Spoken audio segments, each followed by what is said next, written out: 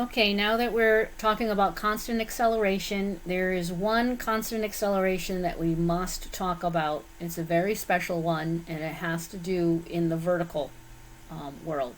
So, if you've probably already seen this done, but I'm going to do a little demonstration. I have a very, very small rock, does not weigh that much, and I have a much heavier rock. So what I'm going to do is attempt just to look to see who lands first. So I got them. I raised them about the same height, and I'm going to drop them.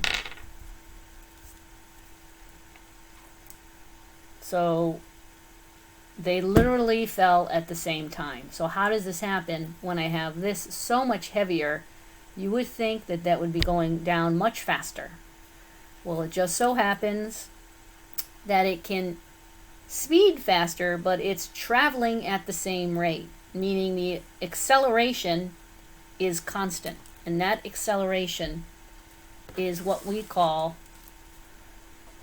G for gravity.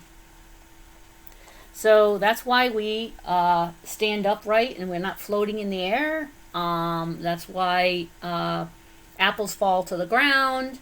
It's basically gravity. So we have this constant pull towards the center of the earth, and that gravity is an acceleration at 9.8 meters per second squared. So that's always going to be a constant.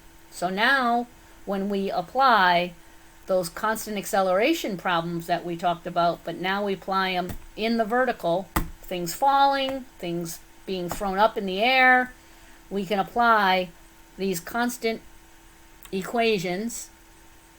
So I'm going to move out of my way. Ooh.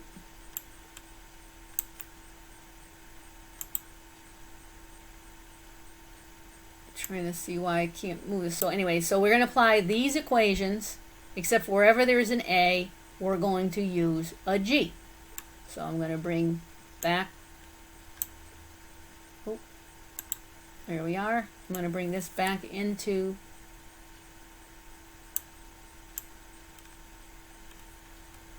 So I'm going to rewrite those equations for us in the form of G. Hold on, I'm going to make sure we have, oh, here's my little rocks. So if I'm going to rewrite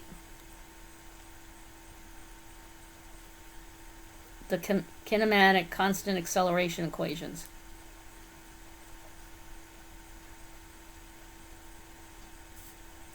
for vertical or y-axis. So originally we had V is equal to V0 plus AT. The other thing I'm going to say is that because we normally say we throw things up in the air and that's a plus, and we normally say that when things are going down, it's a negative. Since we're talking about a gravity is going to be a negative 9.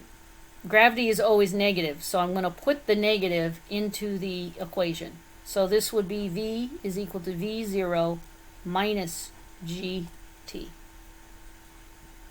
Okay, the next one that has the A in it is the D's, so it's D is equal to D0 plus V0T minus 1/2 GT squared.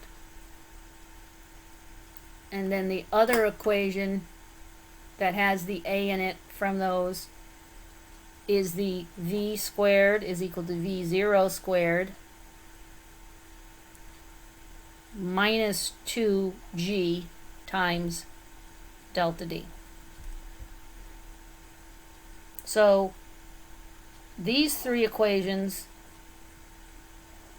are now can be used to solve things like how far this drops, how fast this drops, how fast it's going just before it hits the bottom. That's the velocity. I can talk about how I throw this up in the air, and I'm trying to do it better. So it went up in the air, stopped, and went back down. So we can talk about how it's traveling up for problems and how it's traveling down. So right now we're going to just start talking about problems that are in the vertical. This is gravity. We sometimes call this free fall problems. And so the next video will be problems using the kinematic equations, the constant acceleration ones, but putting g, gravity, in and solving some problems for that.